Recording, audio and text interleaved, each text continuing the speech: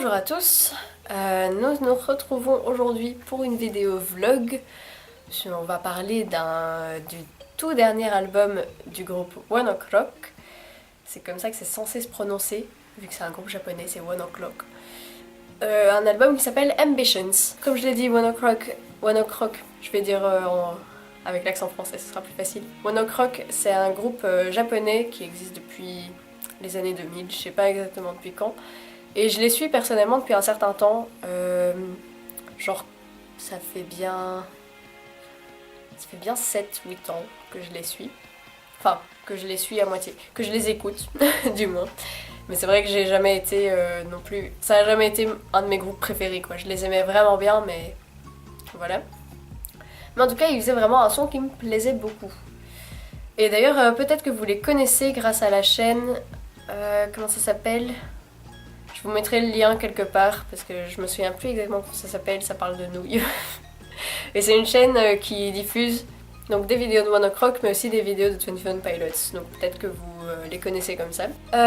Du coup, c'est un groupe de J-Rock à la base, hein, donc du rock japonais. Et le J-Rock, c'est quand même un... Enfin, on pourrait croire que c'est pas un style si à part que ça, mais il y a quand même vraiment un son J-Rock que je n'arriverai pas vraiment à vous exprimer.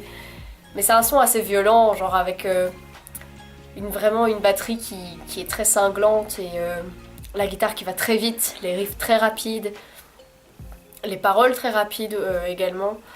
Donc voilà, c'est un truc assez punchy qui a vraiment...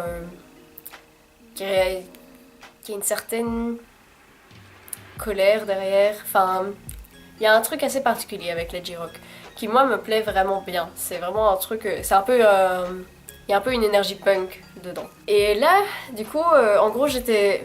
Je sais pas, je regardais mes mails, je crois. Et j'ai reçu un mail de Spotify qui m'a dit « Oui, One O'Clock sort un nouvel album. » J'étais comme « Wow, putain, One O'Clock, c'est vrai. » Genre, j'avais un peu laissé de côté, tu vois, ce groupe, parce que... Voilà. Et du coup, je me suis fait « Bon, bah, laisse. Je vais regarder quand il sort et tout. » Et il se trouve que il sortait, genre, le jour même. Et genre, c'était il y a un mois, hein, du coup, désolée, j'ai fait la vidéo un peu en retard. Parce que, ouais, l'album, du coup, je l'ai écouté. Et j'étais comme... Il y a un truc vraiment bizarre là-dedans. Et j'y ai beaucoup réfléchi, hein, j'ai eu un mois pour réfléchir.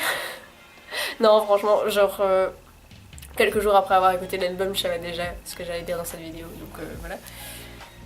Et en fait, ce truc très bizarre, c'est que c'est très américanisé. Genre...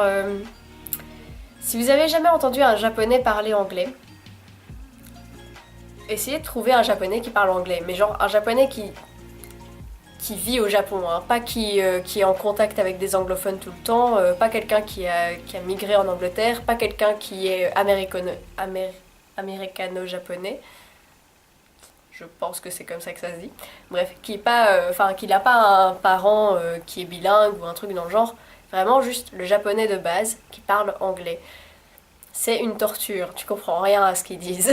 Genre il y a vraiment un fort accent qui n'arrive pas à switcher pour la plupart, parce que ben voilà, en même temps. Mais vraiment il y a un fort accent, enfin c'est comme les Américains qui parlent français sans se poser la question de comment prononcer réellement un R. Là c'est un peu pareil quoi. Parce que bon, on pouvait tous se dire que c'était très raciste dans la BD Cédric quand il faisait la petite... j'ai envie de l'appeler Cho-Chang, mais ça c'est le personnage de Harry Potter, bravo Léna. Bref, il avait son amoureuse chinoise là. Et à chaque fois qu'il y avait des R dans ses phrases, ils écrivaient un grand L majuscule en gras pour bien dire qu'elle avait un putain d'accent. Et on était... Enfin, tu sais, moi quand j'étais petite ou quoi, je trouvais ça drôle, puis après je me suis dit ouais, c'est quand même un peu raciste. Mais en fait non, c'est assez proche de la vérité. Et bref, voilà, ils ont un putain d'accent en anglais. Et One O'Clock l'avait avant. Hein. C'est pas que soudainement ils ont commencé à chanter en anglais et que ça allait. Avant ils chantaient en anglais aussi. Ça s'entendait qu'ils étaient japonais quoi. Si parfois ils chantaient en anglais, il y avait quand même la majorité de leurs paroles qui étaient en japonais. Et vraiment les paroles en japonais ça a tout un charme je trouve. C'est... enfin voilà. Que là du coup nouvel album, ils ont un accent nickel. Du coup t'as l'impression que c'est un groupe américain. Vraiment. Enfin, si t'écoutes vraiment bien de temps en temps, tu peux entendre un peu l'accent, mais c'est très léger quoi. Et en plus, aucun japonais quoi. Toutes les paroles sont en anglais, du début à la fin de l'album. Et je sais pas, voilà, il y a mon petit côté puriste qui est comme mais pourquoi vous vous détachez de vos racines à ce point-là? Surtout que c'est pas juste le fait qu'ils chantent en anglais et qu'ils aient un bon accent maintenant. C'est aussi qu'ils parlent beaucoup de l'Amérique dans leurs paroles. Enfin, genre il y a une chanson, elle s'appelle justement American Girls. Genre tranquille. Et surtout dans le son, en fait, ils ont perdu un truc qui était vraiment...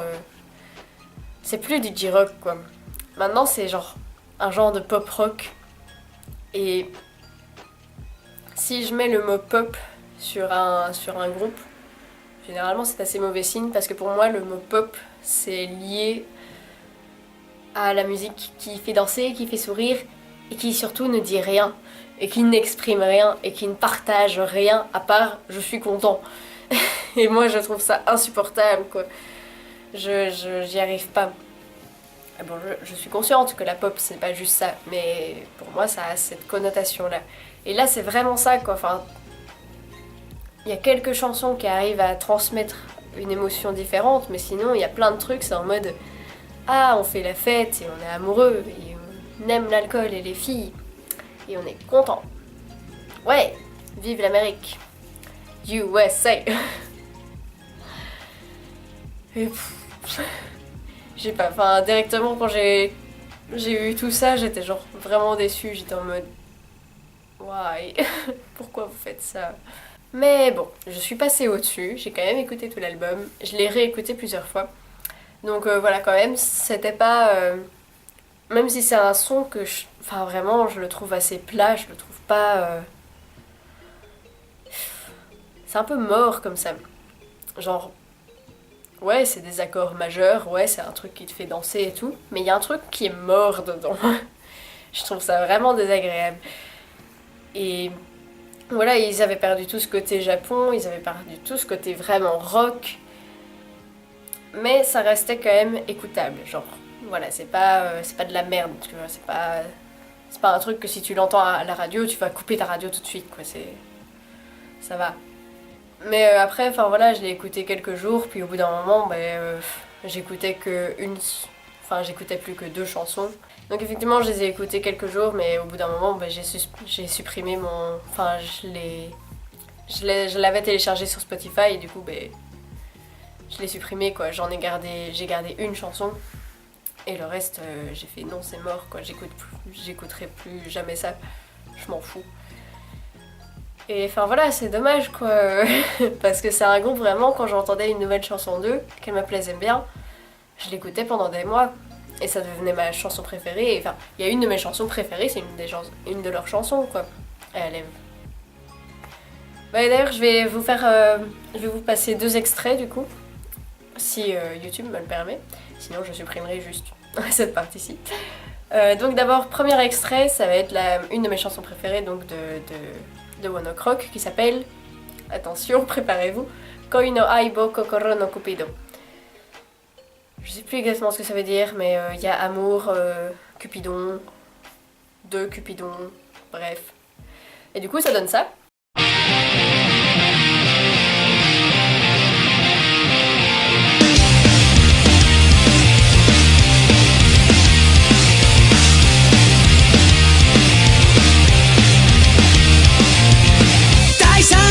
仕事対戦始まろうと今幕開けた真の理解者自分の甘え受け入れる生まれた心の首のたちがもがいてことが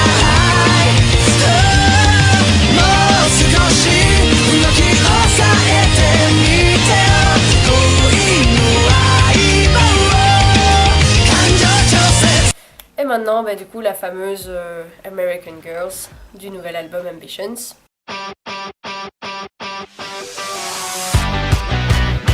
I'm coming straight out of Tokyo, on my way to the coast, to the heart of the culture clash. I'm ready to go now. In the distance, they shine like neon lights. I just can't resist them. Been waiting my whole life. Come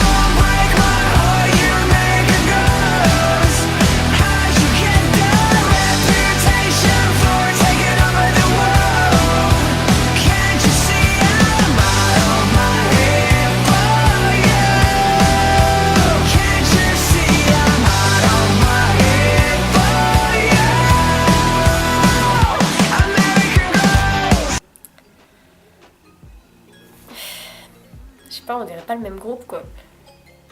Et enfin, en même temps, je peux pas leur en vouloir d'évoluer, je peux pas leur en vouloir d'essayer de toucher un public plus large. Mais moi ça me touche plus quoi, en tout cas. Du coup, je sais bien que c'est très subjectif. Que c'est vraiment par rapport à moi, ben voilà, moi c'est pas la musique que je recherche, c'est pas le genre de truc que j'écoute. Et du coup, ben pour moi c'est non. Pour moi cet album c'est non, voilà.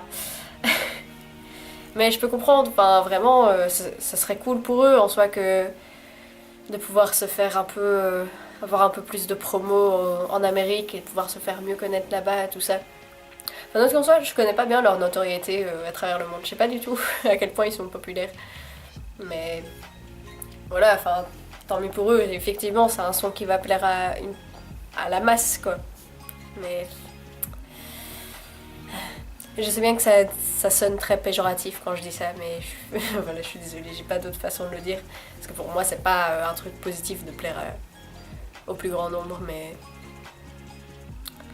tant pis.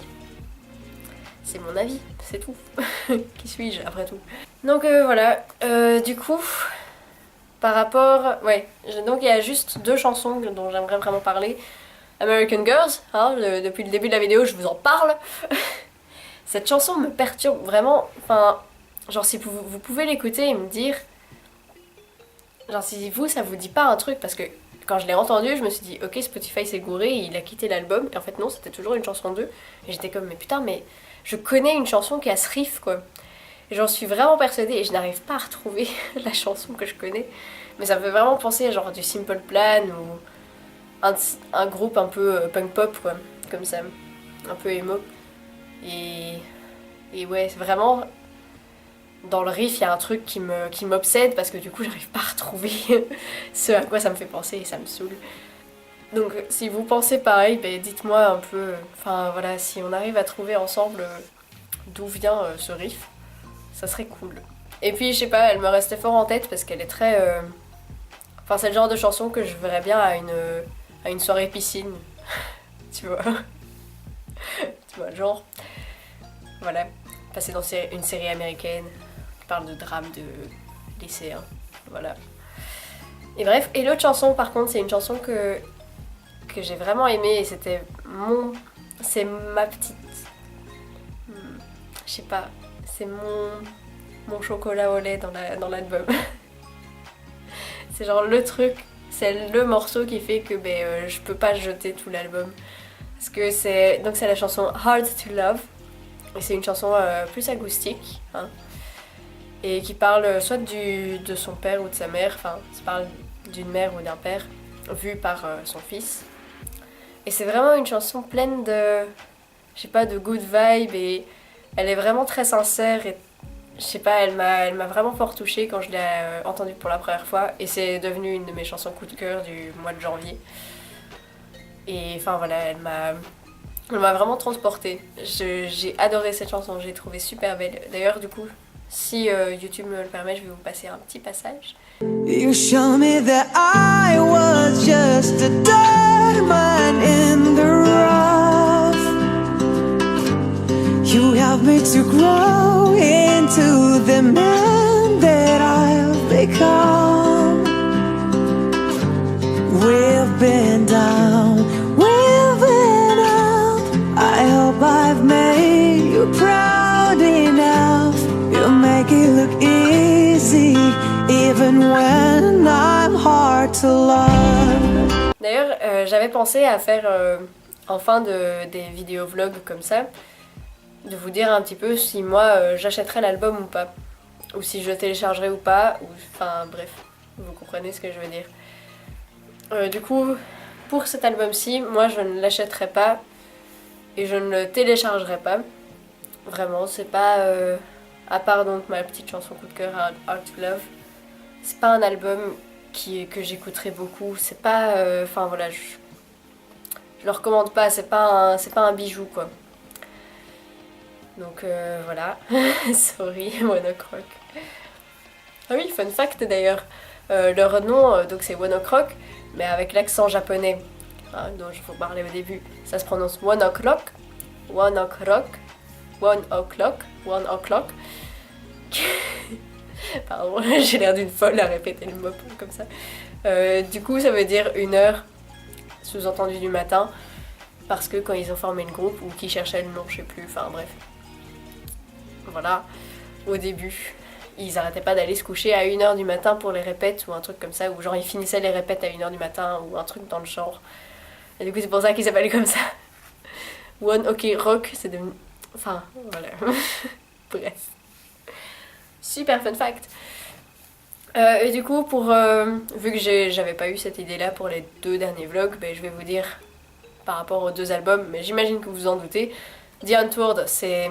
The Antwoord, d'ailleurs, pardon. The Antwoord. Donc, Man Ninja and the Nice Time Kid. Je ne me trompe pas, non. C'est un album que j'achèterais, clairement, parce que j'adore The Antwoord. Donc voilà. Et vraiment, c'est le genre d'album que j'écouterais tout le temps en voiture et tout. Et genre, voilà, c'est. Pour moi, vraiment, ça à acheter parce qu'en plus, vraiment, au niveau musical et tout, je trouve ça vraiment dingue. Et si vous êtes fan, ben voilà. c'est le dernier album de The Antwoord, c'est quand même. Et genre, le dernier, hein, si jamais vous avez pas vu mon vlog, c'est vraiment leur dernier album. Ils en feront pas d'autres après. Donc voilà, si vous êtes fan ou que vous aimez bien ce genre de truc, donc voilà, vous avez envie d'entendre peut-être un truc un peu différent, pour moi ça a acheté The Antwoord, ou au moins à télécharger. Parce que oui, le téléchargement c'est mal, mais on le fait quand même. Hein. Et Revolution Radio, si vous êtes fan de Green Day, franchement, genre, si vous faites partie de ces fans qui trouvent que Uno Dos Tre c'est de la merde et que 21st Century Breakdown c'est de la merde et que franchement depuis les années 2000 il y a que American Idiot qui était bien, je vous recommanderais pas d'acheter Revolution Radio parce que ça va pas spécialement être dingue pour vous je crois. Mais si vous êtes quelqu'un qui aime bien le tournant que Green Day a pris musicalement parlant, franchement ouais. Et si vous aimez bien le rock et que vous avez envie d'entendre un petit truc un petit peu plus neuf peut-être, enfin voilà, je dirais ouais de le télécharger à ce moment-là. Si vous aimez bien le rock, le punk rock, des trucs comme ça, c'est sympa. Et après, bah, si vous aimez, vous achetez bien sûr. Hein. Bref, je n'ai plus rien à vous dire, du coup je vais vous laisser. Bah, d'ailleurs, prochaine vidéo dans ce style-là, à mon avis, ce sera un vlog sur le nouvel album de Stupeflip, parce qu'il sort en mars, il sort dans quelques semaines. Et voilà, on va voir ce que ça donne. D'ici là, portez-vous bien, je vous retrouve très bientôt, et écoutez des trucs cool. Voilà, au revoir.